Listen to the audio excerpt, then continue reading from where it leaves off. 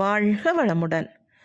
November 1994 வந்த அன்பொழியில் தவநிலைகளும் பலனும் என்ற தலைப்பில் ஒவ்வொரு மையத்திலும் மனம் வைத்து தவம் இயற்றும் பொழுது என்னென்ன நன்மைகள் கிடைக்கின்றன, அந்த மையம் எங்கே இருக்கிறது என்பதை பற்றி சுவாமிஜி அவர்கள் விரிவாக விளக்கியுள்ளார். அதைத்தான் நாம் இப்பொழுது சிந்திக்க இருக்கிறோம்.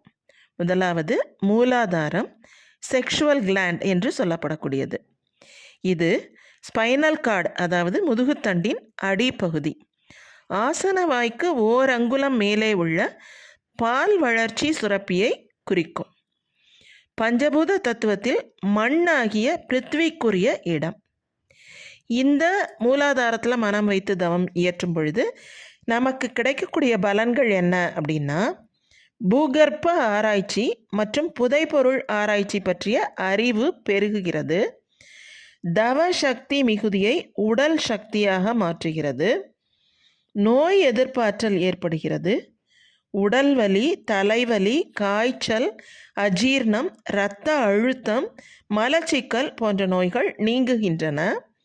உயிரின் இயக்கம் சீராகிறது. சாந்தி யோகத்திற்குரிய இடமாகும் இது. தேவைக்கேற்ப உடல் சக்தி மனோசக்தியாகவும் மனோசக்தி உடல் சக்தியாகவும் மாற்றி மாற்றி பயன் தூக்கிறோம். இதனால் உடலுக்கும் உள்ளத்திற்கும் அநேக நற்பயன்கள் விளைகின்றன.